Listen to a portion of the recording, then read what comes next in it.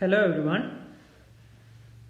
നമ്മൾ മാഗ്നറ്റിസം എന്നുള്ള മൊഡ്യൂളിന്റെ ഏറ്റവും അവസാന ഭാഗത്തേക്ക് എത്തി. നമ്മൾ കഴിഞ്ഞ സെഷനിലായിട്ട് മാഗ്നറ്റിക് മൊമെന്റ് കണ്ടുപിടിക്കാൻ, അതായത് എക്സ്പെരിമെന്റലി ഡിറ്റർമിൻ ചെയ്യാൻ ഒരു മെത്തേഡ് പറഞ്ഞു. ഒരു ഡിഫ്ലക്ഷൻ മാഗ്നറ്റോമീറ്റർ എന്ന് പറഞ്ഞിട്ട് ഒരു മെത്തേഡും അതിന്റെ 3 ഓറിയന്റേഷൻസിനെ കുറിച്ചും പറഞ്ഞു. അതായത് tan A, tan B, tan C എന്നൊക്കെ പറഞ്ഞിട്ട് നമ്മൾ പറഞ്ഞിരുന്നു. ഓക്കെ, അപ്പം മാഗ്നറ്റിക് മൊമെന്റ് കണ്ടുപിടിക്കാൻ നമുക്ക് മറ്റൊരു തരം മാഗ്നറ്റോമീറ്റർ കൂടെ യൂസ് ചെയ്യാം. ഓക്കെ, അതായത് സാധാ ഡിഫ്ലക്ഷൻ മാഗ്നറ്റോമീറ്റർ എന്ന് പറയുന്ന ആ ഒരു സിസ്റ്റം മാത്രമല്ല, മറ്റൊരു ഡിവൈസ് യൂസ് ചെയ്യാം. അതിനെ വിളിക്കുന്ന പേരാണ് സേൾസ് വൈബ്രേഷൻ മാഗ്നറ്റോമീറ്റർ. പേര് ശ്രദ്ധിക്കണം, സേൾസ് വൈബ്രേഷൻ മാഗ്നറ്റോമീറ്റർ. അപ്പോൾ ഇതിന്റെ യൂസ് എന്താണെന്ന് വെച്ച് കഴിഞ്ഞാൽ used for measuring magnetic moment. ഉദ്ദേശമൊക്കെ ഒന്ന് തന്നെയാണ്, നേതൃത്വത്തിലായാലും ഇപ്പോഴത്തേലായാലും ഒക്കെ കാര്യമൊക്കെ ഒന്ന് തന്നെയാണ്, വ്യത്യാസമൊന്നുമില്ല. പക്ഷേ ഇവിടെ ചെറിയ വ്യത്യാസങ്ങളുണ്ട്. അതായത് നമ്മുടെ ബേസിക്കായ ആവശ്യം സെയിം ആണ്, ഇത് ചെയ്യുന്ന പരിപാടി സെയിം ആണ്, പക്ഷേ ഇവിടുത്തെ അപ്പാരറ്റസിന് ചില മാറ്റങ്ങളുണ്ട്. നോക്കൂ, ഇവിടെ അപ്പാരറ്റസ് സൈഡിൽ കൊടുത്തിട്ടുണ്ട്. ഇവിടെ ഒരു ഗ്ലാസ് ജാറിലാണ് ഈ സാധനം വെച്ചിരിക്കുന്നത്. ഓക്കെ, ഗ്ലാസ് ജാറിൽ ഇവിടെ ഒരു ത്രെഡ് ഉണ്ട്. ഓക്കെ, അതായത് അതിൻ്റെ ത്രെഡ് നല്ല ഫൈബർ എന്നാണ് വിളിക്കുന്നത്, ടോർഷൻലെസ് ഫൈബർ എന്നാണ് അതിനെ വിളിക്കുന്നത്. അതുപോലെ ഇവിടെ ഒരു മാഗ്നറ്റിക് നീഡിൽ ഉണ്ട്. നോർത്ത് സൗത്ത് നമുക്ക് കാണാം, അപ്പോൾ തന്നെ അറിയാതെ മാഗ്നറ്റിക് ആവുന്നുള്ളത്. അപ്പോൾ ഒരു മാഗ്നറ്റിക് നീഡിൽ ഇവിടെ വെച്ചിട്ടുണ്ട്. അതുപോലെ ഇവിടെ ഒരു അഡ്ജസ്റ്റ്മെൻ്റ് ഒരു സ്ക്രൂ ഉണ്ട്. ഈ സംഭവം അഡ്ജസ്റ്റ് ചെയ്ത് കഴിഞ്ഞാൽ നിങ്ങൾക്ക് ഈ സാധനത്തിനെ മുകളിലേക്ക് കയറ്റാനും അതുപോലെ തന്നെ താഴേക്ക് ഇറക്കാനും പറ്റും. അതിന് വേണ്ടിയിട്ടാണ് ഇവിടെ ഒരു അഡ്ജസ്റ്റ്മെന്റ് സ്ക്രൂ വെച്ചിരിക്കുന്നത്. ശരി, അപ്പോൾ ഇതാണ് നമ്മുടെ ബേസിക്കായ അപ്പാരറ്റസ്. അപ്പോൾ നിങ്ങൾക്ക് സംശയം തോന്നും, ഇത് വെച്ചിട്ട് എങ്ങനെയാണ് ഇപ്പോൾ നമ്മളൊരു മാഗ്നറ്റിന്റെ, നമ്മുടെ കയ്യിലിരിക്കുന്ന ഒരു ബാർ മാഗ്നറ്റിന്റെ മാഗ്നറ്റിക് മൊമെന്റ് കണ്ടുപിടിക്കുക?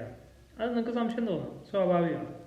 അപ്പോൾ അതിനെക്കുറിച്ച് ഒരുപാട് എക്സ്പെരിമെന്റൽ ആയിട്ടുള്ള പ്രൊസീജിയർ ഞാൻ ഒരുപാട് വലിച്ചു വാരി പറയില്ല, ബേസിക് ആയ ഐഡിയ പറയാം. നമുക്ക് ആവശ്യമുള്ളത് ഇതിന്റെ തിയറി എടുക്കുക എന്നുള്ളതാണ്. ഇപ്പോൾ പ്രാക്ടിക്കൽ ചെയ്യാൻ വരുമ്പോഴാണ് നിങ്ങൾ ഈ സംഭവമൊക്കെ നേരിട്ട് കാണാനും ചെയ്യാനും ഇത് കാൽക്കുലേറ്റ് ചെയ്യാനും മെഷർമെന്റ് എടുക്കാനും ഒക്കെ പോകുന്നത്. ഓക്കെ, അപ്പോൾ ആദ്യം നിങ്ങൾ മനസ്സിലാക്കേണ്ടത്, ഞാനിപ്പോൾ ഇവിടെ ഒരു കോമ്പസ് ബോക്സ് വെക്കാമെന്ന് വിചാരിക്കും. ഒരു കോമ്പസ് ബോക്സിൽ നമ്മൾ കഴിഞ്ഞ സെഷനിൽ എപ്പോഴും പറഞ്ഞിട്ടുണ്ട്, അത് നോർത്ത് സൗത്ത് ഡയറക്ഷനിലേക്ക് പോയിന്റ് ചെയ്ത് നിൽക്കും. അപ്പോൾ ഇതാണ് നിങ്ങളുടെ നോർത്ത്, ഇതാണ് സൗത്ത് എന്ന് വിചാരിക്കും. അപ്പം ഞാനിവിടെ ഒരു പോയിന്റ് മാർക്ക് ചെയ്തു, ഇവിടെയും ഒരു പോയിന്റ് മാർക്ക് ചെയ്തു. അതിനുശേഷം ഞാൻ ഈ കോമ്പസ് ബോക്സിനെ പതുക്കെ ഇവിടുന്ന് റിമൂവ് ചെയ്തു. ഓക്കെ, അപ്പോൾ അതിൽ കുഴപ്പമില്ലല്ലോ. ഇനി എന്ത് ചെയ്യുക? ഇനി ഒരു സ്കെയിൽ ഉപയോഗിച്ചുകൂടെ ജോയിൻ ചെയ്ത് വരയ്ക്കാം. അപ്പോൾ ആദ്യം നമ്മൾ കോമ്പസ് ബോക്സിനെ വെച്ചു, അതിലെ നോർത്ത് സൗത്ത് ഒക്കെ നമ്മൾ മാർക്ക് ചെയ്തു. അതിനുശേഷം അവിടെ 2 പോയിന്റ് ഇട്ടതിന് ശേഷം അതിനെ കോമ്പസ് ബോക്സിനെ റിമൂവ് ചെയ്തിട്ട് നമ്മൾ ഒരു സ്ട്രെയിറ്റ് ലൈൻ വരച്ചു. ഇതിനെ വിളിക്കുന്ന പേരാണ് മാഗ്നറ്റിക് മെറീഡിയൻ. ശ്രദ്ധിച്ചു കേൾക്കണം, ഈ ലൈനിലെ വിളിക്കുന്ന പേരാണ് മാഗ്നറ്റിക് മെറീഡിയൻ. അതായത് ഭൂമിയുടെ മാഗ്നറ്റിക് ഫീൽഡിന്റെ ഹൊറിസോണ്ടൽ കമ്പോണന്റ് BH അതിനെ റെപ്രസെന്റ് ചെയ്യുന്ന ലൈനാണ്. ഓക്കെ, അപ്പോൾ മാഗ്നറ്റിക് മെറീഡിയൻ എന്ന് പറയുന്നത് ഈ BH എന്നുള്ള ഒരു ഐഡിയ തന്നെയാണ് പറയുന്നത്. അപ്പോൾ ഇങ്ങനൊരു സെറ്റപ്പിലേക്ക് നമ്മൾ നമ്മുടെ സേൾസ് വൈബ്രേഷൻ മാഗ്നറ്റോമീറ്ററിനെ ഞാനിവിടെ കൊണ്ടുവന്ന് വെച്ചു എന്ന് വിചാരിക്കും. ഓക്കെ, ഇപ്പം നിങ്ങൾക്ക് ഒരു കാര്യം ആലോചിച്ചാൽ മനസ്സിലാവും. എക്സ്പെരിമെന്റലി നമ്മൾ ഇതിൽ വേറെ ചെറിയ കാര്യങ്ങൾ കൂടെ ചെയ്യാനുണ്ട്, പക്ഷെ അതല്ല, തിയററ്റിക്കലി നിങ്ങൾ ആലോചിക്കുമ്പോൾ ഇവിടുത്തെ മാഗ്നറ്റിക് നീഡിൽ ഇപ്പോൾ ഏത് മാഗ്നറ്റിക് ഫീൽഡിന് ഇൻഫ്ലുവൻസിലായിരിക്കുന്നത്? ഇയാളുടെ മാത്രമല്ലേ, അല്ലേ? അതായത് BH എന്ന് പറയുന്ന കമ്പോണന്റിന്റെ കംപ്ലീറ്റ് ഇൻഫ്ലുവൻസിലാണ് ഈ മാഗ്നറ്റിക് നീഡിൽ ഇരിക്കുന്നത്. അത് കുഴപ്പമില്ലല്ലോ, ഇത് ഒരു കേസാണ്.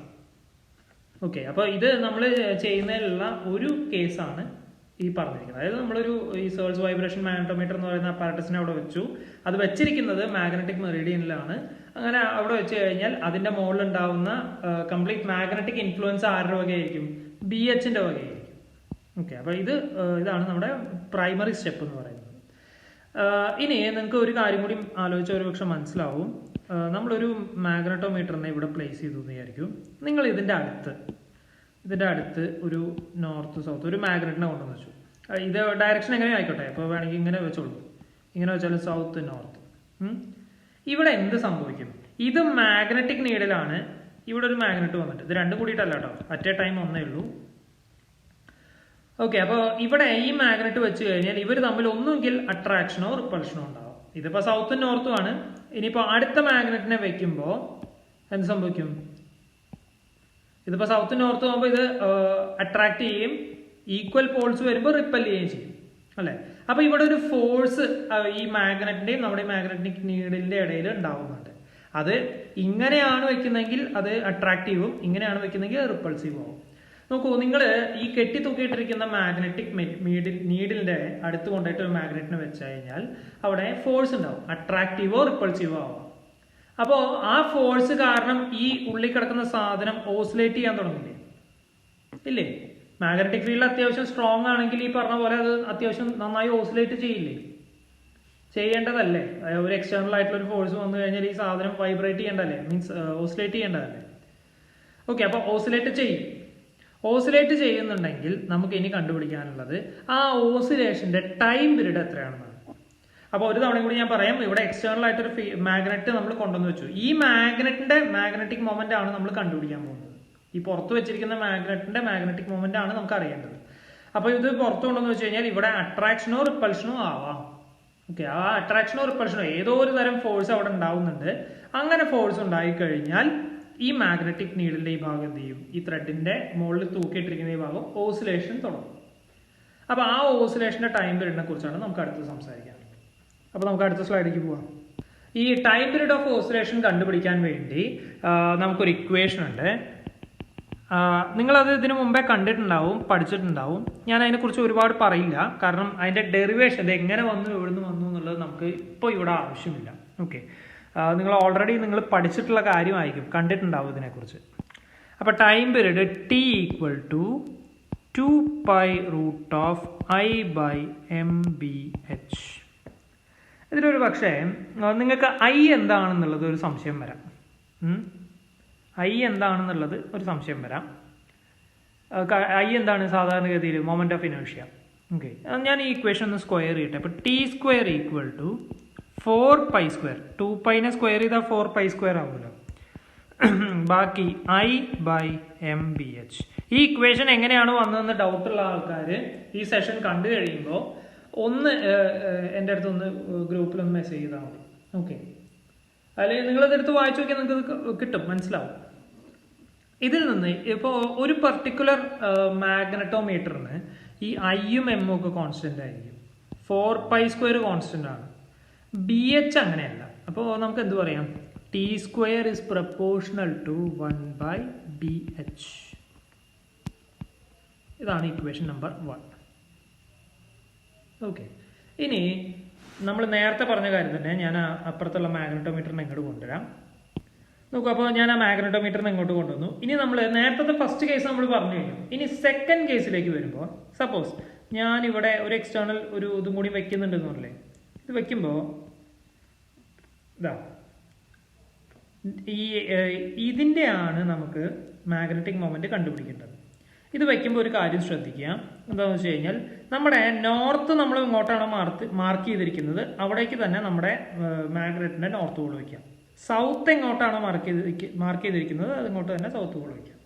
അല്ലെങ്കിൽ ഈ പറഞ്ഞ പോലെ ഇക്വേഷൻ എടുക്കുമ്പോൾ അതിൽ ചെറിയൊരു പ്രശ്നം വരും. ഓക്കെ, അപ്പം ഞാൻ നേരത്തെ ഒരു കാര്യം പറഞ്ഞിരുന്നു, ഇത് വേണേൽ തിരിച്ചും വെക്കാമെന്ന് പറഞ്ഞിരുന്നു. അത് പറയാനുണ്ടായ സാഹചര്യം എന്താണെന്ന് വെച്ചാൽ വേറെ ഒന്നുമില്ല, അത് വളരെ സിമ്പിളാണ്. അതായത് ഇതിങ്ങനെ തിരിച്ചു വെച്ച് കഴിഞ്ഞാൽ ഈ പറഞ്ഞ പോലെ പരമാവധി എപ്പോഴും ഈ സെയിം ഡയറക്ഷൻസ് നോർത്തിലേക്കും സൗത്തിലേക്കും ആക്കിയിട്ട് വെക്കുക. അതാണ്, അങ്ങനെയാണ് എപ്പോഴും ചെയ്യേണ്ടത്. നേരെ തിരിച്ചു വെച്ചാൽ നമുക്ക് ചെയ്യാൻ പറ്റും, പക്ഷെ ഇക്വേഷനൊക്കെ ആകെ തിരിയും. ഓക്കെ, അങ്ങനെ ഒരു പ്രശ്നമുണ്ട്. അപ്പോൾ അതുകൊണ്ട് നിങ്ങൾ സെയിം ഡയറക്ഷനിലും ഈ എക്സ്റ്റേണൽ മാഗ്നറ്റിനെ വെക്കുന്ന കേസ് മനസ്സിലാക്കിയാൽ മതി. ശരി, അപ്പോൾ ഇനി എന്താ ചെയ്യേണ്ടത്? ഇപ്പോൾ നോക്കൂ, ഇവിടെ ഈ മാഗ്നറ്റ് കാരണം ഉണ്ടാകുന്ന ഫീൽഡ് B ആണെന്ന് വിചാരിക്കും. അതായത് ഈ മാഗ്നറ്റ് കാരണം ഇതിന്റെ മുകളിൽ ഫീൽഡ് ഉണ്ടാകുന്നുണ്ട്, അത് B ആണെന്ന് വിചാരിക്കൂ. അതുപോലെ തന്നെ ഇവിടെ ഇതിനെ ഇൻഫ്ലുവൻസ് ചെയ്യുന്ന മറ്റൊരു ഫീൽഡ് കൂടി ഉണ്ട്, അതേതാണ്? BH നമ്മൾ നേരത്തെ പറഞ്ഞാണ്. ടോട്ടൽ ഫീൽഡ് അല്ലെങ്കിൽ റിസൾട്ടന്റ് ഫീൽഡ് എത്രയാണ്? റിസൾട്ടന്റ് ഫീൽഡ് ഈക്വൽ ടു ബിയും BHും ഒരേ ഡയറക്ഷനിലാണ്. അതായത് B ഇങ്ങോട്ടാണെങ്കിൽ BHും ഇങ്ങോട്ട് തന്നെയാണ്, ഒരേ ഡയറക്ഷനിൽ തന്നെയാണ് ബിയും BHും വർക്ക് ചെയ്യുന്നത്. അപ്പോൾ B + BH. അപ്പോൾ നമുക്ക് ഇക്വേഷൻ 1ലേക്ക് നോക്കൂ. നമുക്ക് ബി എച്ച് മാത്രം ഉണ്ടായിരുന്നപ്പോൾ ടി സ്ക്വയർ അവിടുത്തെ time period of oscillation is proportional to T square is proportional to 1/BH അങ്ങനെ എഴുതിയിരുന്നു. അപ്പോൾ ഇവിടെ സപ്പോസ് ഈ ഫീൽഡും കൂടി വരുമ്പോൾ ഈ മാഗ്നറ്റും കൂടി വയ്ക്കുമ്പോൾ ടോട്ടലായിട്ട് ഉണ്ടാകുന്ന മാഗ്നറ്റിക് ഫീൽഡ് ഇതാണ് അല്ലേ. അപ്പോഴും ഈ മെറ്റീരിയലിന് എന്ത് വരും? ഓസിലേഷൻസ് വരും. അങ്ങനെ ഓസിലേഷൻ വന്നു കഴിഞ്ഞാൽ അവിടുത്തെ ടൈം പീരീഡ് ഞാൻ തൽക്കാലം T1 എന്ന് വിളിച്ചു. അപ്പോൾ T1 square is proportional to 1/B + BH. Okay, നേരത്തെ ചെയ്ത അതേ മോഡൽ തന്നെ ഇവിടെ ടൈം പീരീഡിന് വേറൊരു വാല്യൂ സെയിം ആവില്ലല്ലോ. ആ കേസിൽ അതേ ടൈം പീരീഡ് ആയിരിക്കില്ലല്ലോ ഇവിടെ. അപ്പോൾ അതിനെ ഇക്വേഷൻ 2 എന്ന് കൊടുത്തു. അപ്പോൾ 2 ഇക്വേഷൻസ് കിട്ടി, 1, 2. ഓക്കെ, ഇനി നെക്സ്റ്റ് സ്ലൈഡിൽ നമുക്ക് ചെയ്യാമെന്ന് വെച്ച് കഴിഞ്ഞാൽ ഇക്വേഷൻ 1 ഡിവൈഡഡ് ബൈ ഇക്വേഷൻ 2 ഇതാണ് ചെയ്യേണ്ടത്. ഇക്വേഷൻ 1 എന്തായിരുന്നു? T square is proportional to 1/BH അല്ലേ. ഞാൻ അപ്പുറത്തേക്ക് എഴുതാം. അപ്പോൾ ടി സ്ക്വയർ ബൈ ഇവിടുത്തെ സൈഡിൽ എന്താണ്? T1 square. T square by T1 square is proportional to 1/BH divided by 1/B + BH. Okay, അപ്പോൾ ഈ ടേം നേരെ റെസിപ്രോക്കലായിട്ട് തിരിഞ്ഞു വരില്ലേ. അപ്പോൾ T square by T1 square ഈ പ്രപ്പോർഷണാലിറ്റി കളഞ്ഞിട്ട് ഇവിടെയും മീൻസ് ഇവിടെ ഒരു കോൺസ്റ്റന്റ് ഉണ്ടാവും, ഇവിടെ കോൺസ്റ്റന്റ് ഉണ്ടാവും. അപ്പോൾ പ്രപ്പോർഷണൽ എന്ന് എഴുതണമെന്നില്ല, ഈക്വൽ ടു ആക്കിയിട്ട് എഴുതിയാൽ മതി, കുഴപ്പമില്ല. അടുത്ത സ്റ്റെപ്പിൽ ഞാനത് കറക്റ്റ് ചെയ്യാം. അത് ഈ കോൺസ്റ്റൻസ് തമ്മിൽ ഇതായി പോവും, അത് പ്രശ്നമൊന്നുമില്ല. Equal to B + BH divided by BH. ഈ ടേമിനൊന്ന് സ്പ്ലിറ്റ് ചെയ്ത് നോക്കൂ. T square by T1 square equal to B/BH + 1 അങ്ങനല്ലേ വരാം. ഈ 1നെ ഞാനൊന്ന് അപ്പുറത്തേക്ക് എടുക്കുന്നുണ്ട്.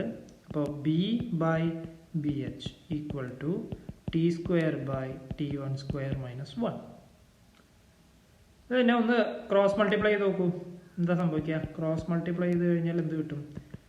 B/BH equal to T square minus T1 square divided by T1 square or B equal to BH into BHനെ ജസ്റ്റ് അങ്ങോട്ട് മൾട്ടിപ്ലൈ ചെയ്തു. T square minus T1 square divided by T1 square. ഇതിന് ഇക്വേഷൻ 3 എന്ന് വെച്ചു. ഓക്കെ, അപ്പോൾ നമുക്ക് കിട്ടിയ 2 ഇക്വേഷൻസിനെ just divide ചെയ്തു, അത്ര ഇവിടെ സംഭവിച്ചിട്ടുള്ളൂ കേട്ടോ, വേറെ ഒന്നും ഞാൻ ചെയ്തിട്ടില്ല.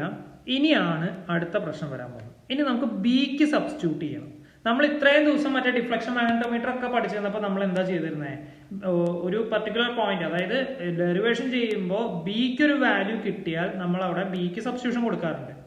ഇവിടെ കൊടുക്കേണ്ടുന്ന സബ്സ്റ്റിറ്റ്യൂഷൻ എങ്ങനെയാണ്? ഇവിടെ ബിക്ക് വാല്യൂ എന്താ വരിക? BH tan θ കൊടുക്കാൻ പറ്റുമോ? അല്ല, അതല്ല കൊടുക്കേണ്ടത്. നമുക്ക് മറ്റൊരു ടേമാണ് കൊടുക്കേണ്ടത്. അത് നമ്മൾ ഓൾറെഡി പഠിച്ചിട്ടുള്ള ടേമാണ്. അത് ഞാൻ അടുത്ത സ്ലൈഡിൽ പറഞ്ഞുതരാം. നോക്കൂ, ഇതിലെ ഇപ്പം ഇങ്ങനെയാണ് സംഭവിക്കുന്നത്. ഓക്കെ, അതായത് നമ്മുടെ എക്സ്റ്റേണൽ മാഗ്നറ്റ് വെച്ചിട്ടുണ്ട്, അതുപോലെ തന്നെ ഒരു BHന്റെ പ്രസൻസ് അവിടെ ഉണ്ട്. നോക്കൂ, ഇതിലെ ഈ സൗത്ത് പോൾ കാരണം ഇവിടെ ഒരു മാഗ്നറ്റിക് ഫീൽഡ് ഉണ്ടാവും, അതുപോലെ തന്നെ ഈ നോർത്ത് പോൾ കാരണം ഇവിടെ ഒരു മാഗ്നറ്റിക് ഫീൽഡ് ഉണ്ടാവും അല്ലെ. ഇതിൽ നിന്ന് നേരെയുള്ള ലൈനിലാണ് ഈ മാഗ്നറ്റ് ഇരിക്കുന്നത്.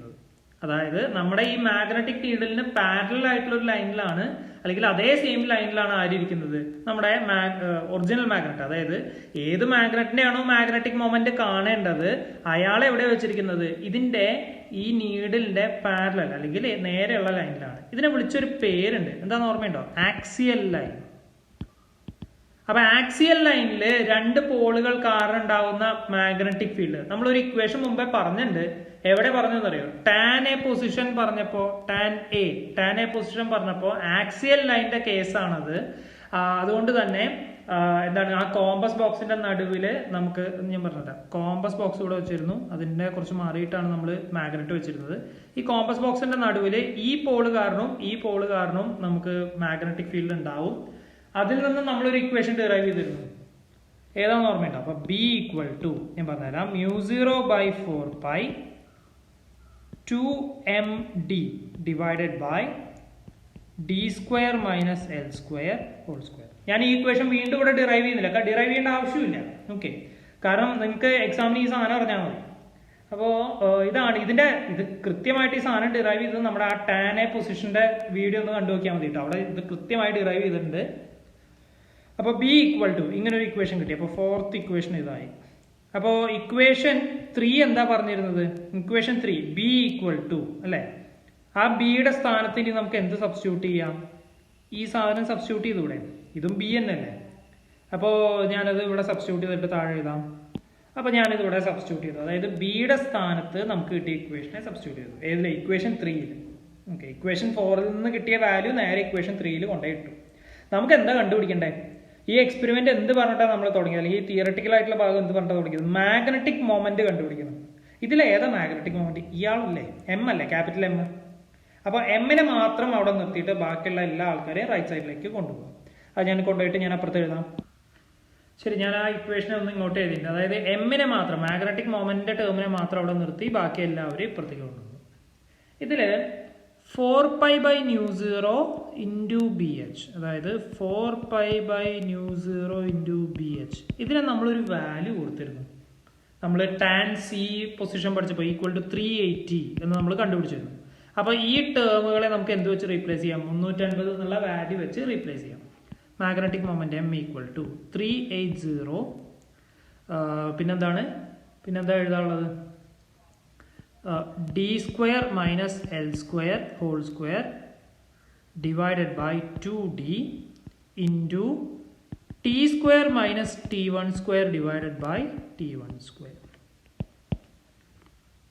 അപ്പോൾ ഇതിൽ നോക്കൂ, ഡിയും എല്ലും എന്താന്നൊക്കെ നമ്മൾ ടാൻ എ പൊസിഷൻ പറഞ്ഞപ്പോൾ പറഞ്ഞിരുന്നു. അതേ സംഭവം തന്നെയാണ്. ഡി എന്ന് പറഞ്ഞു കഴിഞ്ഞാൽ മാഗ്നറ്റ് തൊട്ട് നമ്മുടെ ബോക്സിന്റെ സെന്റർ വരെയുള്ള ദൂരം. ഓക്കെ, അതുപോലെ എൽ എന്ന് വെച്ചാൽ 2L എന്ന് പറയുന്നത് മാഗ്നറ്റിന്റെ നീളമാണെന്നും നമ്മൾ പറഞ്ഞിരുന്നു. ഇവിടെ ടിയും T1 ഒക്കെ എന്താണ്? ടി എന്ന് പറയുന്നത് മാഗ്നറ്റിക് ഫീൽഡിന്റെ ടി എന്ന് പറയുന്നത് ബി എച്ചിന്റെ മാത്രം ഇൻഫ്ലുവൻസ് ഉള്ളപ്പോൾ, ടി എന്ന് പറയുന്നത് ബി എച്ചിന്റെ മാത്രം ഇൻഫ്ലുവൻസ് നിൽക്കുമ്പോൾ ഉള്ള ടൈം പീരീഡ്. അതായത് time period of oscillation when B H is prominent. Okay, B H മാത്രം ആക്ട് ചെയ്യുന്ന സമയത്ത് ഉണ്ടാവുന്നതാണ് ഈ ടി എന്ന് പറയുന്ന ടൈം പീരീഡ്. T1 എന്ന് പറയുന്നതോ ബിയുടെ കൂടെ, ബി എച്ചിന്റെ കൂടെ തന്നെ ബി എന്ന് പറയുന്ന നമ്മൾ വെച്ചിരിക്കുന്ന മാഗ്നറ്റ് കൂടെ ചേരുമ്പോൾ ഉണ്ടാവുന്ന ഓസിലേഷൻസ് നമ്മൾ എടുക്കും. അതിനുശേഷം അതിൽ നിന്ന് കാൽക്കുലേറ്റ് ചെയ്യുന്ന ടൈം പീരീഡ് ആണ് T1 എന്ന് പറയുന്നത്. അപ്പൊ ബി എച്ച് എന്ന് പറയുന്ന ഫീൽഡ് കാരണം ഉണ്ടാകുന്ന ടൈം പീരീഡ് ആണ് ടി. അതുപോലെ ബി പ്ലസ് ബി എച്ച് രണ്ടും കൂടെ ഉണ്ടാകുന്ന റിസൾട്ടന്റ് ഫീൽഡ് കാരണം ഉണ്ടാകുന്ന ടൈം പീരീഡ് ആണ് T1. ഓക്കെ, അപ്പൊ നമുക്ക് ഇതിൽ നിന്ന് ഡിയും എല്ലും ഒക്കെ മോസ്റ്റ്ലി ഡി നമുക്ക് മാറ്റാം. ഡി നമുക്ക് ഓരോ കേസിൽ നമുക്ക് മാറ്റി വെക്കാം. എല്ല് കോൺസ്റ്റന്റ് ആയിരിക്കും, എല്ലിലൊന്നും മാറ്റം വരാനില്ല. ടൈം പീരീഡുകൾ മെഷർ ചെയ്താൽ മതി. ഇതിൽ മെയിൻ ആയിട്ട് കണ്ടുപിടിക്കാൻ ഡി ഒക്കെ നമുക്ക് സൗകര്യത്തിനനുസരിച്ച് സെറ്റ് ചെയ്യാം. എല്ല് കോൺസ്റ്റന്റ് ആയിരിക്കും. 380 എന്ന് പറയുന്ന നമ്പർ കോൺസ്റ്റന്റ് ആണ്. ഓക്കെ, അപ്പൊ ഇനി ഇതിൽ കൂടി ചെയ്യാനുള്ളത് എന്താ? Time period. ഈ ബോക്സ് കണ്ടോ, ഈ സ്ക്വയർ ബോക്സ്, ഇതിനുള്ളിലുള്ള ആൾക്കാരെ കൃത്യമായി കണ്ടുപിടിക്കുക. അത് കൃത്യമായി കണ്ടുപിടിച്ച് സബ്സ്റ്റിറ്റ്യൂട്ട് ചെയ്ത് കഴിഞ്ഞാൽ നിങ്ങളുടെ കയ്യിലിരിക്കുന്ന നമ്മൾ ആ പുറത്തു വെച്ച മാഗ്നറ്റ് ഇല്ലേ, ആ പുറത്തു വെച്ച മാഗ്നറ്റ് എത്ര വലുതോ എത്ര ചെറുതോ ആയിക്കോട്ടെ, അതിന്റെ കൃത്യമായ മാഗ്നറ്റിക് മൊമെന്റ് നമുക്ക് എവിടെ നിന്ന് കിട്ടും? ഈ ഇക്വേഷനിൽ നിന്ന് കിട്ടും. ഓക്കെ, അപ്പൊ ഇതാണ് സേർട്സ് വൈബ്രേഷൻ മാഗ്നറ്റോമീറ്റർ എന്ന് പറയുന്ന സംഭവം. അതില് 2 കേസുകൾ നമ്മൾ പറഞ്ഞു. ഏതൊക്കെയാണ്? ഒന്ന്, നമ്മള് സാധാരണ പോലെ തന്നെ ഒരു മാഗ്നറ്റ് കൊണ്ടുവന്നു. ആ മാഗ്നറ്റ് കൊണ്ടുവന്നതിന് ശേഷം നമ്മള് ഇവിടെ ബി എച്ച് എന്ന് പറയുന്ന ഒരു എലമെന്റ് മാത്രം ഉള്ളപ്പോൾ ഉള്ള ഒരു കേസ് നമ്മൾ പറഞ്ഞു. ഇവിടെ ബി എച്ച് മാത്രം പ്രോമിനന്റ് ആയി നിൽക്കുമ്പോൾ ഉള്ളതാണ് ആദ്യത്തെ കേസ്. അവിടെ നിന്നുള്ള റീഡിങ് നമ്മൾ എടുത്തു, ടൈം പീരീഡിന്റെ റീഡിങ് എടുത്തു. അതിനുശേഷം നോക്കൂ, ഇവിടെ ഒരു എക്സ്റ്റേണൽ മാഗ്നറ്റിനെ ഞാൻ പ്ലേസ് ചെയ്തു. ആ വെച്ചിരിക്കുന്ന മാഗ്നറ്റിന്റെ മാഗ്നറ്റിക് മൊമെന്റ് ആണ് എനിക്ക് കണ്ടുപിടിക്കേണ്ടത്. അപ്പൊ അതും കൂടി വെച്ചപ്പോൾ അവിടുത്തെ ടോട്ടൽ ഫീൽഡ് എന്തായി? ബി പ്ലസ് ബി എച്ച് ആയി. അപ്പൊ അതിൽ നിന്ന് ടൈം പീരീഡ് കണ്ടുപിടിക്കാനുള്ള ഇക്വേഷൻ ഞാൻ ഉണ്ടാക്കിയെടുത്തു. ഇക്വേഷൻ 1, 2 എന്ന് കൊടുത്തു. അതിനെ തമ്മിൽ കോറിലേറ്റ് ചെയ്തു, അവരെ തമ്മിൽ ഡിവൈഡ് ചെയ്തു. അവരെ ഡിവൈഡ് ചെയ്തപ്പോൾ എനിക്ക് ബിയുടെ ഒരു വലിയ ഇക്വേഷൻ കിട്ടി. ഓക്കെ, ഇതാണ് ആ ഇക്വേഷൻ. ഇതിൽ നിന്ന് നമ്മൾ പറഞ്ഞു ഇതൊരു ആക്സിയൽ ലൈനിന്റെ കേസാണ്. നോക്കൂ, ഈ വെച്ചിരിക്കുന്നത് ഇതൊരു ആക്സിയൽ ലൈൻ ആണ്. അപ്പൊ ആക്സിയൽ ലൈനിൽ ഇരിക്കുമ്പോൾ ഉണ്ടാകുന്ന മാഗ്നറ്റിക് ഫീൽഡിന്റെ ഇക്വേഷൻ നമ്മൾ ടാൻ എ പൊസിഷൻ പഠിച്ചപ്പോൾ അത് പഠിച്ചതാണ്. അത് ഞാൻ വീണ്ടും ഡിറൈവ് ചെയ്തില്ല എന്നുള്ളൂ. ടാൻ എ എടുത്തൊന്ന് വായിച്ചു നോക്കിയാൽ മതി. അപ്പൊ അതിനെ കൂടെ ഞാൻ ഇതിലേക്ക് കൊണ്ടുവന്ന് സബ്സ്റ്റിറ്റ്യൂട്ട് ചെയ്തു. സബ്സ്റ്റിറ്റ്യൂട്ട് ചെയ്തപ്പോൾ എനിക്ക് മാഗ്നറ്റിക് മൊമെന്റിനുള്ള കമ്പാരിറ്റീവ്ലി സിമ്പിളർ ആയിട്ട്, ഇത് കണ്ടിട്ട് സിമ്പിൾ ആണെന്ന് തോന്നുന്നില്ലെങ്കിലും കമ്പാരിറ്റീവ്ലി നമുക്ക് കണ്ടുപിടിക്കാനുള്ള സാധനങ്ങൾ ഇത്ര മാത്രമേ ഉള്ളൂ. ഓക്കെ, അപ്പോൾ ഇതാണ് മാഗ്നറ്റിക് മൊമെന്റ് കണ്ടുപിടിക്കാനുള്ള ഫോർമുല. എന്തുപയോഗിക്കുമ്പോൾ സെർച്ച് വൈബ്രേഷൻ മാഗ്നറ്റോമീറ്റർ യൂസ് ചെയ്തിട്ട് മാഗ്നറ്റിക് മൊമെന്റ് കണ്ടുപിടിക്കാനുള്ള ഫോർമുല ഇതാണ്. നമ്മുടെ ഈ സെഷനിലെ ഏറ്റവും അവസാനത്തെ ടോപ്പിക് എന്ന് പറയുന്നത് tangent galvanometer. Okay, tangent galvanometer. അപ്പൊ നിങ്ങൾക്ക് അത് ഒരു പുതിയ ടേം ആയിരിക്കും. ടാൻജന്റ് ഗാൽവനോമീറ്റർ എന്ന് വെച്ച് കഴിഞ്ഞാൽ ഇത് ലോ കറണ്ടുകളെ മെഷർ ചെയ്യാൻ യൂസ് ചെയ്യുന്ന ഒരു ഡിവൈസ് ആണ്. Okay, used for measuring low currents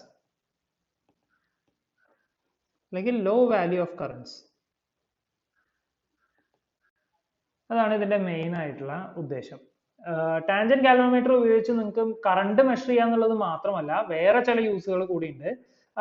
അത് സത്യത്തിൽ നിങ്ങളുടെ ഇതിൽ അത്ര പറഞ്ഞിട്ടില്ല. അതായത് ബി എച്ചിന്റെ ഡിറ്റർമിനേഷൻ വരെ ഇത് ഉപയോഗിക്കാം. ബി എച്ചിന്റെ വാല്യൂ കണ്ടുപിടിക്കാനേ നമുക്ക് ഈ എക്സ്പെരിമെന്റ് വേണമെങ്കിൽ ഉപയോഗിക്കാം. അങ്ങനെയും ചെയ്യാനുള്ള മെത്തേഡുകളുണ്ട്.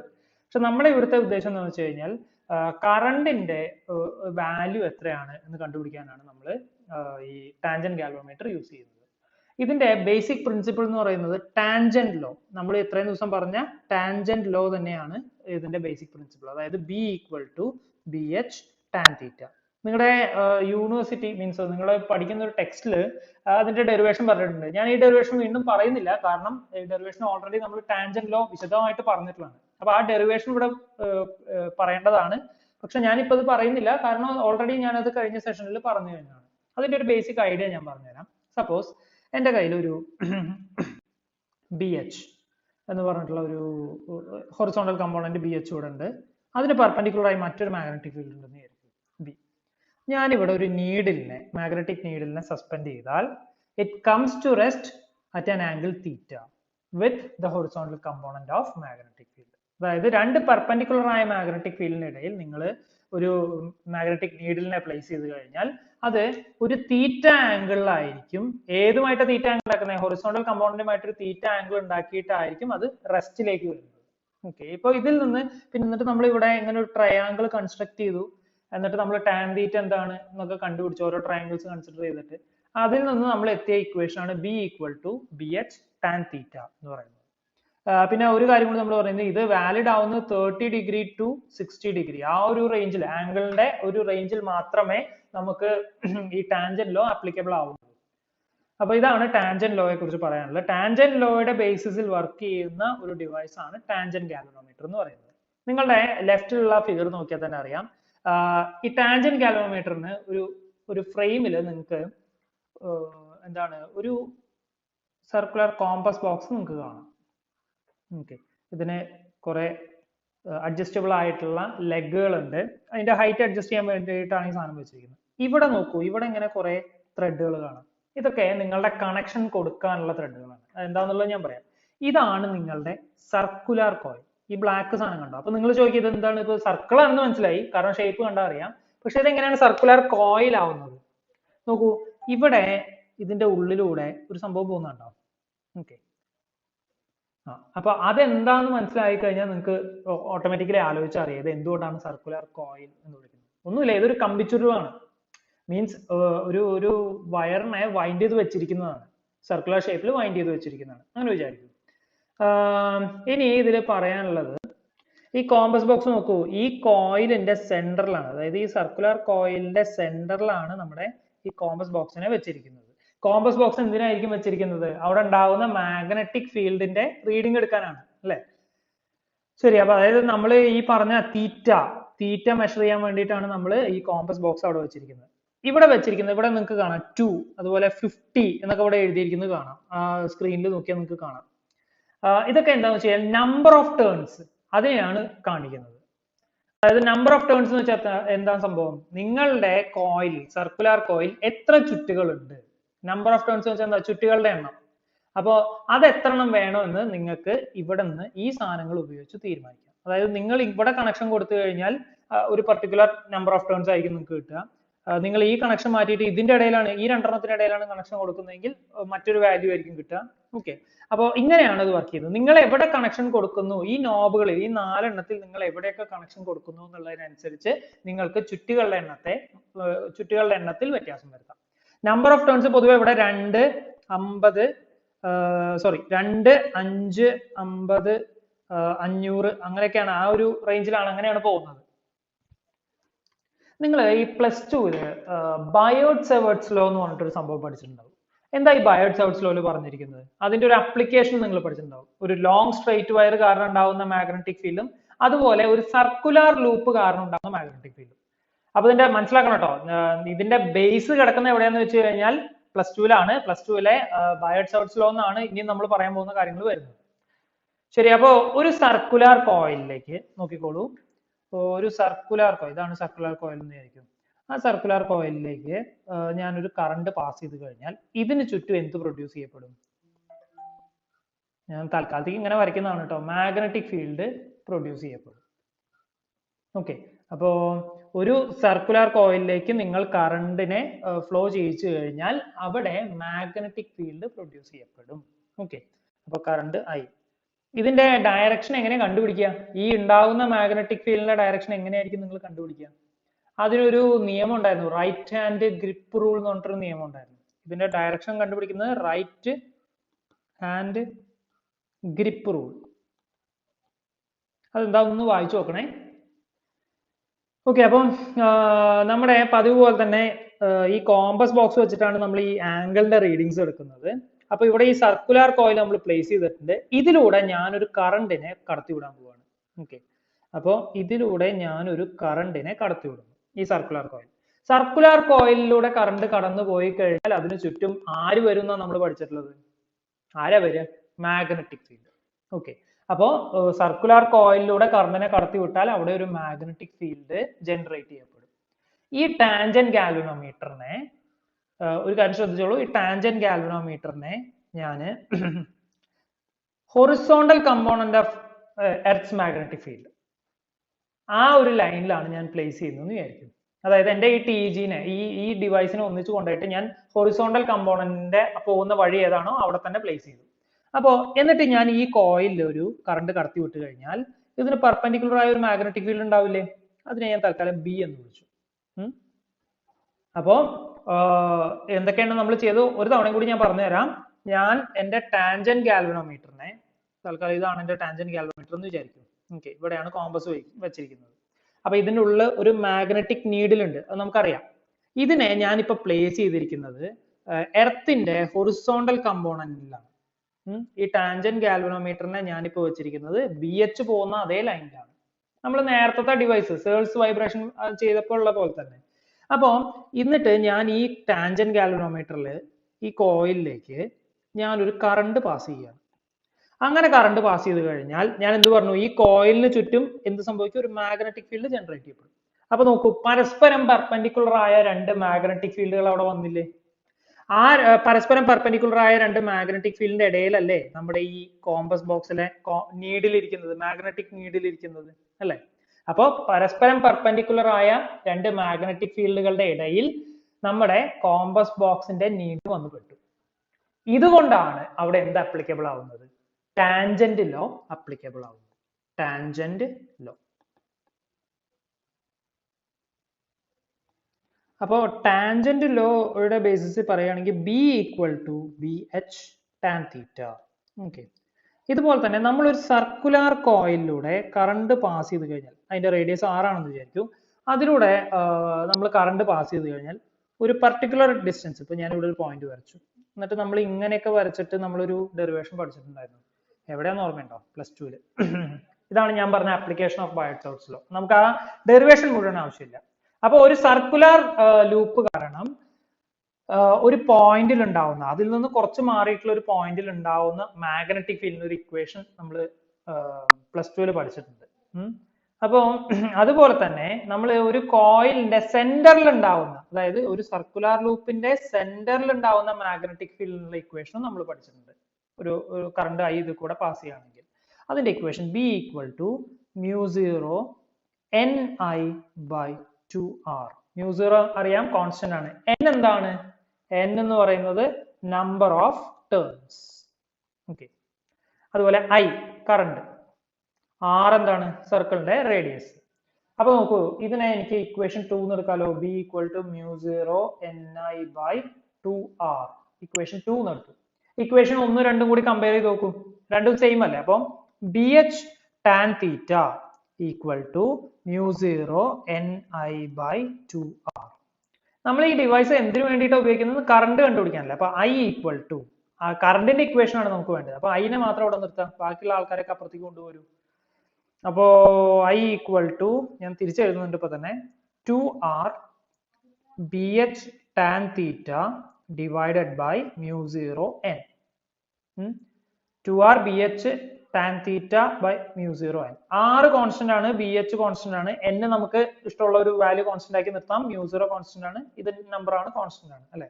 അപ്പൊ i is equal to ഈ എല്ലാ കോൺസ്റ്റന്റുകളെയും കൂടി ചേർത്ത് എനിക്ക് പുതിയൊരു പേര് വിളിക്കാം. അതിനെ വിളിക്കുന്ന പേരാണ് k.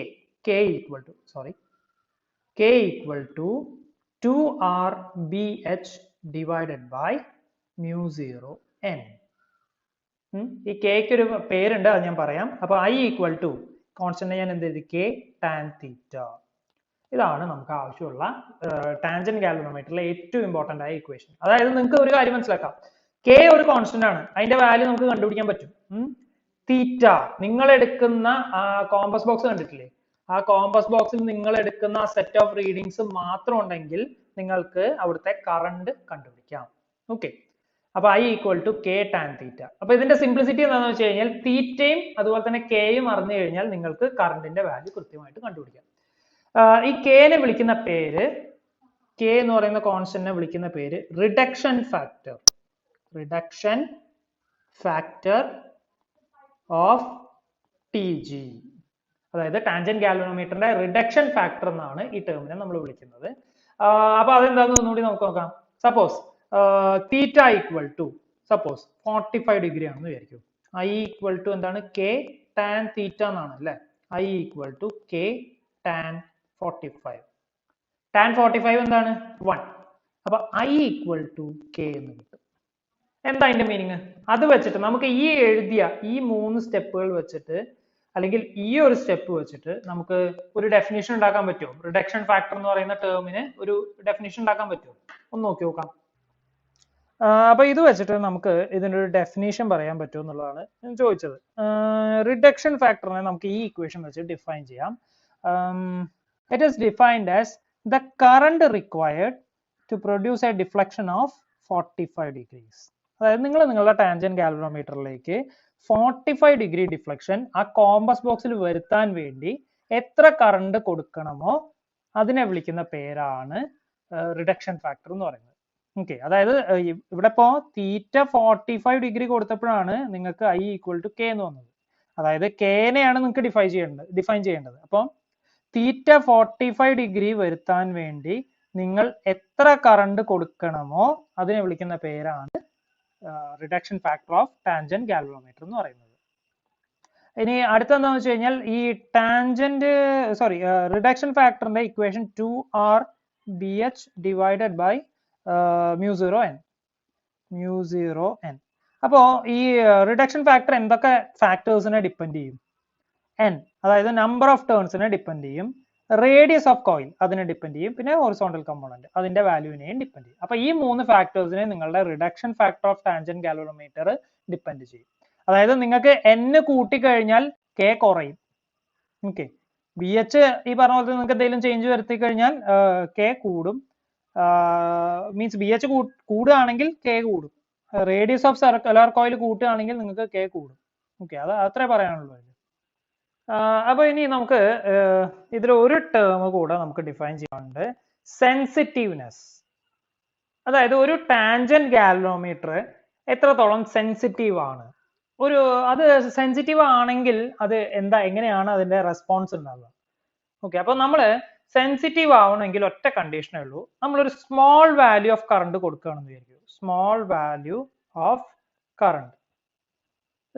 വാല്യൂ ഓഫ് കറണ്ട് കൊടുത്തു കഴിഞ്ഞാൽ അവിടെ ലാർജ് ഡിഫ്ലക്ഷൻ കാണിക്കുകയാണെങ്കിൽ അതായത് നിങ്ങളുടെ കോമ്പസ് ബോക്സിലെ ആ പോയിന്റർ ഇല്ലേ, നിങ്ങൾ ടാൻജന്റ് ഗാൽവനോമീറ്ററിലേക്ക് ചെറിയ അളവിൽ കറണ്ട് കൊടുത്താൽ പോലും വലിയ ഡിഫ്ലക്ഷൻ നിങ്ങൾക്ക് കിട്ടുകയാണെങ്കിൽ നിങ്ങളുടെ ടി ജി എന്താണെന്ന് പറയാം, നിങ്ങളുടെ ടാൻജന്റ് ഗാൽവനോമീറ്റർ എന്താണെന്ന് പറയാം, സെൻസിറ്റീവ് ആണെന്ന് അറിയാം.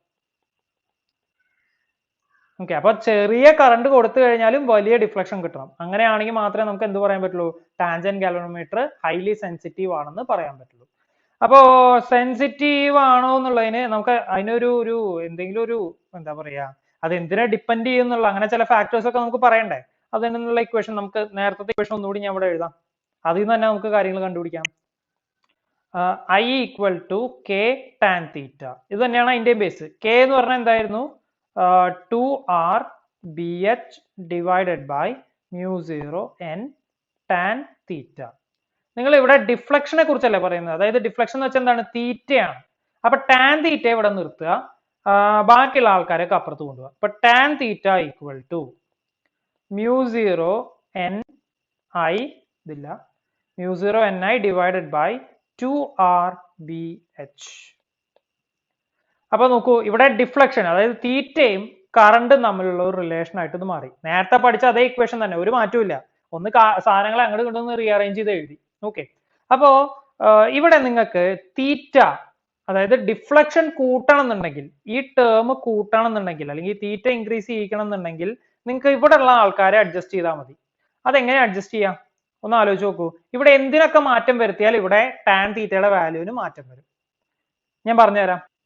ഇതിൽ ആദ്യത്തേത് നിങ്ങൾക്ക് ഇതിൽ ആദ്യം ചെയ്യാൻ പറ്റുന്നത് ആറിനെ കുറയ്ക്കാം. ഓക്കെ, റേഡിയസ് കുറച്ചു കഴിഞ്ഞാൽ ഈ ടേം ഡിനോമിനേറ്റർ കിടക്കുന്ന ടേം ചെറുതായാൽ ഇവിടെ ടാൻ തീറ്റയിൽ അതിനനുസരിച്ച് ടാൻ തീറ്റ എന്നുള്ള ടേം അതിനനുസരിച്ച് വലുതാവണം. ഓക്കെ, അപ്പൊ ആറിനെ ചെറുതാക്കുക എന്നുള്ളത് ഒരു ഫാക്ടറാണ്. ഓക്കെ, അതിനുശേഷം BH നെ ചെറുതാക്കാം. BH നെ ചെറുതാക്കാം എന്നുള്ളതും ഒരു വഴിയാണ്. അങ്ങനെയാണെങ്കിൽ നിങ്ങൾക്ക് ഡിഫ്ലക്ഷന്റെ വാല്യൂ ഒരുപാട് കൂട്ടാൻ സാധിക്കും. പക്ഷെ എങ്ങനെ BH നെ ചെറുതാക്കുക, BH കോൺസ്റ്റന്റ് ആണെന്നൊക്കെയല്ലേ നമ്മൾ പറയണത്. നമ്മൾ ഒരു പ്ലേസിൽ നമ്മൾ ഒന്ന് നോക്കുമ്പോൾ BH കോൺസ്റ്റന്റ് ആയിട്ടാവും നമുക്ക് കാണാം. അപ്പോ BH നെ എങ്ങനെ മാറ്റാൻ പറ്റുക, BH നെ മാറ്റാൻ ഒരു വഴിയുണ്ട്. നിങ്ങൾ നിങ്ങളുടെ TG അടുത്ത് കൊണ്ടുപോയിട്ട് മറ്റൊരു കോമ്പസ് മീൻസ് മറ്റൊരു മാഗ്നറ്റ് വെച്ചാൽ മതി. അതായത് ഹൊറിസോണ്ടൽ കമ്പോണന്റ് നോക്കൂ, ഹൊറിസോണ്ടൽ കമ്പോണന്റ് ഇങ്ങനെയാണ് പോകുന്നതെന്ന് വിചാരിക്കും, അതിനെ ഒപ്പോസ് ചെയ്യുന്ന വലിയൊരു ലാർജ് മാഗ്നറ്റിക് ഫീൽഡ് കൊടുത്താൽ മതി. അപ്പൊ അവിടെ വ്യത്യാസം വരും, മാഗ്നറ്റിക് വാല്യൂവിൽ വ്യത്യാസം വരും. അപ്പൊ BH ന്റെ വാല്യൂ കുറച്ചൊന്ന് ഇതാവും. ഓക്കെ, അപ്പൊ അതാണ് പിന്നെ ഒരു കാര്യമുള്ളത്. പിന്നെ ചെയ്യാവുന്ന എന്താണെന്ന് വെച്ച് കഴിഞ്ഞാൽ നമ്പർ ഓഫ് ടേൺസ് കൂട്ടുക, n കൂട്ടുക, n ഇൻക്രീസ് ചെയ്യിക്കുക. n ഇൻക്രീസ് ചെയ്യിച്ചാലും ഈ പറഞ്ഞ പോലെ തന്നെ ടാൻ തീറ്റയുടെ വാല്യൂ ഇൻക്രീസ് ചെയ്യാനുള്ള സാധ്യതയുണ്ട്. അപ്പൊ പ്രാക്ടിക്കലി n ഇൻക്രീസ് ചെയ്യുക എന്ന് പറയുന്നത് ഒരു പരിധി വരെ നടക്കുള്ളൂ. ഓക്കെ, അപ്പോ നമുക്ക് സെൻസിറ്റീവ് ആക്കാൻ വേണ്ടി ഒരു ടാൻജന്റ് ഗാൽവനോമീറ്ററിന്റെ സെൻസിറ്റീവ്നെസ് നമ്മൾ പറഞ്ഞു കഴിഞ്ഞു. ചെറിയ കറണ്ട് കൊടുത്താൽ തന്നെ വലിയ ഡിഫ്ലക്ഷൻ കാണിക്കുകയാണെങ്കിൽ അത് സെൻസിറ്റീവ് ആണെന്ന് പറയാം. അപ്പൊ അതിൽ ഈ സെൻസിറ്റീവ്നെസ്സിനെ കൂട്ടാൻ വേണ്ടി നമുക്ക് ചില കാര്യങ്ങൾ ചെയ്യാം, അതായത് ഡിഫ്ലക്ഷൻ കൂട്ടാൻ വേണ്ടി ചില കാര്യങ്ങൾ ചെയ്യാം. റേഡിയസ് ഇൻക്രീസ് ചെയ്യിക്കാം, അല്ലെങ്കിൽ ഹൊറിസോണ്ടൽ കമ്പോണന്റിന്റെ വാല്യൂ നമുക്ക് മറ്റൊരു മാഗ്നറ്റിന്റെ സഹായത്തോട് കൂടിയിട്ടോ അല്ലെങ്കിൽ ഒരു സ്ട്രോങ്ങർ ഒപ്പോസിംഗ് ഫീൽഡ് കൊടുത്തിട്ടോ ഒക്കെ നമുക്ക് റെഡ്യൂസ് ചെയ്യിക്കാൻ ശ്രമിക്കാം. അല്ലെങ്കിൽ ഈ പറഞ്ഞ പോലെ നമ്പർ ഓഫ് ടേൺസ് കൂട്ടാം. ഈ 3 ഫാക്ടേഴ്സ് വെച്ചിട്ടാണ് നമ്മൾ സെൻസിറ്റീവ്നെസ് അല്ലെങ്കിൽ ഡിഫ്ലക്ഷനെ കൂട്ടുകയോ കുറയ്ക്കുകയോ ചെയ്യുന്നത്. ഓക്കെ, അപ്പോൾ ഇതാണ് നമ്മൾ ടാൻജന്റ് ഗാൽവനോമീറ്ററിൽ പറയുന്നത്. അതായത് കറണ്ടിന്റെ വാല്യൂ കണ്ടുപിടിക്കാനാണ് ബേസിക്കലി ഈ സാധനം ഉപയോഗിക്കുന്നത്. ഇനി ഇതിൽ ഈ സെക്ഷനിൽ ഡൗട്ട് ഉള്ള ആൾക്കാർ ജസ്റ്റ് എനിക്കൊന്ന് ഗ്രൂപ്പിൽ മെസ്സേജ് ചെയ്യുക, അല്ലെങ്കിൽ പേഴ്സണൽ മെസ്സേജ് ചെയ്യാം. ഞാൻ അവർക്ക് ഒന്നുകൂടി വേണമെങ്കിൽ പറഞ്ഞുതരാം. ഓക്കെ ദെൻ, അപ്പോൾ നമ്മുടെ ഇനിയുള്ള ടോപ്പിക് എന്ന് പറയുന്നത് distinction between MG and TG. ഞാൻ അത് പറയാനേ പോകുന്നില്ല. ഈ സെഷൻ കാണുന്ന ആൾക്കാരെ കൃത്യമായിട്ട് ആ 2 ടോപ്പിക് ഒന്ന് വായിച്ചു നോക്കാം. ഒരു ചെറിയ ടേബിൾ കൊടുത്തിട്ടുണ്ട് നിങ്ങളുടെ ബുക്കിൽ. ഞാൻ അതിനെ കുറിച്ച് ഒരു അക്ഷരം പറയില്ല, കാരണം എനിക്ക് നാണക്കേടാണ്. ഇത്രയും എന്താ പറയാ, ഡിഗ്രി സെക്കൻഡ് ഇയർ പഠിക്കുന്ന വലിയ കുട്ടികളോടൊക്കെ ഈ MGയും DG ഒക്കെ തമ്മിലുള്ള വ്യത്യാസം പറഞ്ഞു കൊടുക്കുക എന്ന് പറഞ്ഞു കഴിഞ്ഞാൽ അത് സത്യത്തിൽ എനിക്ക് സാമാന്യം ബുദ്ധിമുട്ടുള്ള കേസാണ്. എനിക്ക് കുറച്ചൊരു നാണക്കേട് തോന്നും, ഈ കുട്ടികൾ ഇത്ര പോലും വർക്ക് ചെയ്യില്ലെന്ന് എനിക്കൊരു ബുദ്ധിമുട്ട് തോന്നും. നിങ്ങൾക്ക് സിമ്പിൾ ആയിട്ട് വായിച്ചാൽ മനസ്സിലാവും. അത് പ്രത്യേകിച്ച് ഒരു കാര്യമില്ല, പ്രത്യേകിച്ച് അങ്ങനെ തല പോകുന്ന ഒരു കാര്യവും അതിൽ പറയുന്നില്ല. അപ്പോൾ നമ്മുടെ മാഗ്നറ്റിസത്തിന്റെ സെഷൻസ് ഏകദേശം ഒരു അവസാനത്തിലേക്ക് എത്തി. ഇനി നമുക്ക് ഫർദർ ഇതിൽ എന്തെങ്കിലും കാര്യങ്ങൾ ചെയ്യാൻ പറ്റുകയാണെങ്കിൽ നോക്കാം. മീൻസ് ഈ പറഞ്ഞ പോലെ പ്രോബ്ലംസോ അല്ലെങ്കിൽ നമ്മൾ ഇതിനു മുമ്പുള്ള ചാപ്റ്റേഴ്സിൽ എവിടെയെങ്കിലുമൊക്കെ നമുക്ക് അതിന്റെ പ്രോബ്ലംസോ അല്ലെങ്കിൽ ഈ പറഞ്ഞ പോലെ അതിൽ ഞാൻ ചില കാര്യങ്ങൾ വായിക്കാൻ വേണ്ടി തന്നിരുന്നു. പഴയ 2 മൊഡ്യൂളിൽ നമ്മുടെ ന്യൂക്ലിയറിലും അതുപോലെ തന്നെ അതിന് മുമ്പേ ഉണ്ടായിരുന്ന കോസ്മിക് റേ, അതിലൊക്കെ കുറച്ച് കാര്യങ്ങൾ നിങ്ങൾ വായിക്കണം. ഇനിയിപ്പോൾ അത് ക്ലാസ് എടുക്കാൻ പറ്റിയില്ലെങ്കിൽ നിങ്ങൾ അത് എളുപ്പമാണ്, ജസ്റ്റ് ഒന്ന് വായിച്ചാൽ മതി. അതിൽ തിയറട്ടിക്കൽ ആയിട്ടുള്ള ഒരുവിധം കാര്യങ്ങൾ ഞാൻ പറഞ്ഞിട്ടുണ്ട്. പക്ഷെ നിങ്ങൾക്ക് വായിക്കാൻ വേണ്ടി കുറച്ച് ഭാഗം തന്നിരുന്നു. വായിച്ചിട്ടുണ്ടാവുമോ എന്ന് എനിക്ക് സംശയമാണ്. അപ്പൊ നിങ്ങൾ അതൊന്ന് നോക്കുക, അതൊക്കെ ഒന്ന് നോക്കുക. അതിനുശേഷം ഞാൻ ജസ്റ്റ് ഒരു റിവിഷൻ പോലെ ഞാൻ ഒക്കെ ഒന്നുകൂടി ഒന്ന് പറഞ്ഞു തരാനുള്ള ശ്രമം നടത്താം. ഓക്കെ, അപ്പം പിന്നെ ഒരു കാര്യം കൂടിയേ ഉള്ളൂ. ഞാൻ ഒരു കാര്യത്തിൽ എനിക്ക് നല്ല ഉറപ്പുണ്ട്, കഴിഞ്ഞ 2 മൊഡ്യൂൾസിലും ഒട്ടുമിക്ക കാര്യങ്ങളും ഞാൻ പറഞ്ഞിട്ടുണ്ട്. ഞാനൊന്നും അങ്ങനെ സ്കിപ്പ് അടിച്ച് പോയതായിട്ട് എൻ്റെ ഓർമ്മയിലില്ല. ഇനി എന്തെങ്കിലും ടോപ്പിക്കുകൾ ഇമ്പോർട്ടൻ്റ് ആണ്, ഞാൻ എപ്പോഴെങ്കിലും എന്തെങ്കിലും ഒരു സംഭവം വിട്ടുപോയിട്ടുണ്ടെന്ന് ഓർമ്മ വരികയാണെങ്കിൽ ഞാൻ ഒന്നുകൂടി എടുത്ത് നോക്കാം. അങ്ങനെ ഓർമ്മ വരികയാണെങ്കിൽ ഉറപ്പായിട്ടും ഞാനൊരു വീഡിയോ അതിന് വേണ്ടിയിട്ട് ചെയ്യാം. പിന്നെ നിങ്ങൾക്ക് വായിക്കുമ്പോൾ, ഞാൻ വായിക്കാൻ തന്ന കാര്യങ്ങളിൽ ബുദ്ധിമുട്ടുണ്ട്, അത് മനസ്സിലായിട്ടില്ല എന്നുണ്ടെങ്കിൽ ഒന്ന് മെസ്സേജ് അയയ്ക്കുക, ഞാനത് ഒരു വീഡിയോയിലൂടെ പറഞ്ഞുതരാം. ഓക്കെ, ദെൻ അതുപോലെ തന്നെ thank you for listening. By.